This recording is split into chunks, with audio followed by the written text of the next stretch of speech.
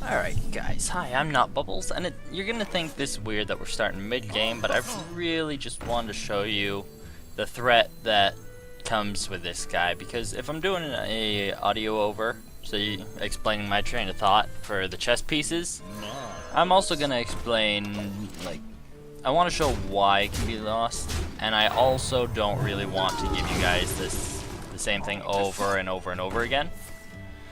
So, the problem with the chess game is that late game, it's gonna wreck you. Like, you can see me drawing my last card, and here I'm desperately trying to find some way to just fucking outlast him. Trying to deal the 19 damage when he starts with 20. And I can't. I don't have any more pieces, and this is gonna happen to you every now and then that you try. Because as cool as this match is, you only get 16 cards, and if it drags on to late game, he is going to wreck you because he instantly kills a piece. It's not a matter of whether or not like you can like late game end him. Like, as soon as you stop putting pieces on the board, you are marching to your death. He just keeps destroying one piece every turn, maybe more depending on the damage he has on the board, and he has more pieces than you. So it's not a matter of like just barely outplaying him, it's a matter of trying to completely outclass him. And I believe this is the game that I won. I'm gonna feel like a bit of a jackass if I'm wrong. But yeah, it's actually pretty solid to just play pawn after pawn after pawn for the first 2 turns, I think. Really, the kicker here, rooks are basically what you want to evolve your pawns into over time. Like, pawn, Here, pawn, pawn, pieces will rook. attack automatically And at the end of your turn. How very kind. Anytime. Yeah, this is when I discovered that, wow, he can emote. Not yet. So we're just going to enjoy this for a bit. Care for a game? Always. Ah, exceptional. Naturally. Yeah. Throw some more pawns down because, yeah, that middle pawn's the key piece, obviously. Oh, a blunder. Like, in the beginning, it definitely holds your hand. It just gives you the double attacks, which you want to try and slot your rooks or even your queens into if you can get. The more damage you can double. I see a mate in 4. I see one in 3. Okay, I got through the emo. Sorry. That was probably the most enjoyable thing about trying this guy 4 or 5 times. But the big killer here is the fact that he just outlasts you. That's all he's trying to do. You're trying to win, he's trying not to lose. And it was about this time that I realized, oh wow, you can use your hero power over and over and over again. And you're gonna think, does that really make that much of a difference? Yes, it does. Because it lets you control which piece is most left.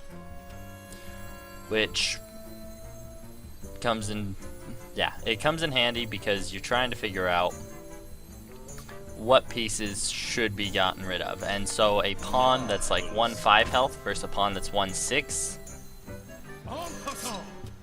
like, always put the lesser health minion off to the left, because that ends up getting killed, especially late game when he can't keep putting pieces down. He just starts squishing them, which is bad news for you. But yeah, you're always like, I think here is when I get my first, like, oh boy, do I go all in? Spoilers, yes I do. But like, you never really want to leave the board the way I just had it, where it's like 1 attack each. You always want to try and wedge your characters in. And you'll see my rooks here actually does a good job, like, really pushing them to the point of destruction. Now he gets a rook, and that's a little scary. He gets a second one. FML, really.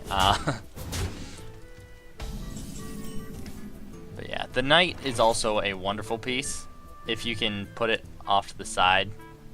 Unfortunately, I couldn't play it that turn. I would have loved to taken out his pawn.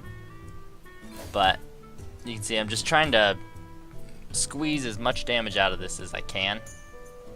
And so I start to think, well, maybe if I move my lesser health pawns off to the left, which you should try to do.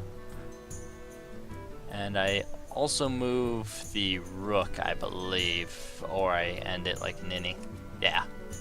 Because I don't need 4 damage on that one pawn. Instead, I moved it around so I'm dealing 4 damage to the pawn on the left, which does need 4, and 3 to the one on the right. You just really got to think about what you're doing.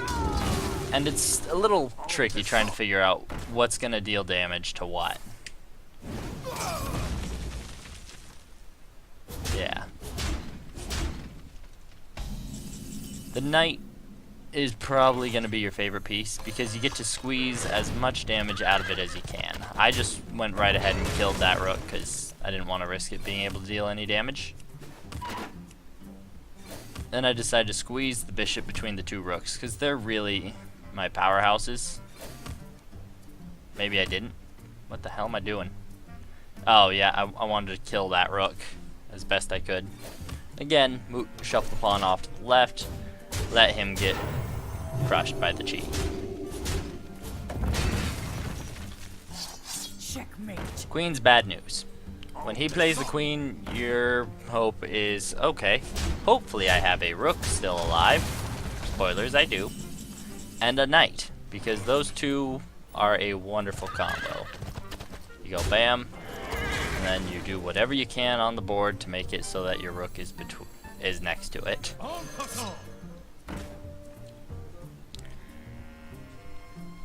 Yeah, the entire time throughout this, you need to try to be whittling his health down, because too often I focused only on board clear.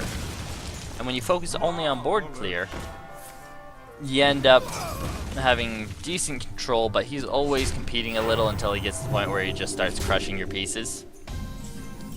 But then you get to end game, and you're like, okay, I've got most of the board. I just need to deal, oh shit, 19 damage with the 5 pieces I have left. And it really doesn't happen. Here, I'm just trying to figure out where to put the knight to really like push people outwards. I put the bishop there so I could ideally heal the knight up a little. Get him to the point where he could take the hit and then attack again. That's another thing you're going to want. Your bishops are really for your knights. Oh, excuse me. Keep your knights alive, you get more uses out of them. And you can see I'm just barely there. But running out of cards, I think this turn really put the pressure on. Or no, I think I got one more after this. And I think this is the turn that I ended it. I used the pawn to push everybody out. And I had 4 on the board, so I was just... I realized, hey, I've won, which is always a great feeling. But yeah, this guy was a bit of a nuisance, but overall, he wasn't too much of a problem, as long as you think through your moves and where you're going to be at. I don't think you're going to have nearly as much problems as I did until I realized, oh, I can use my hero power over and over again.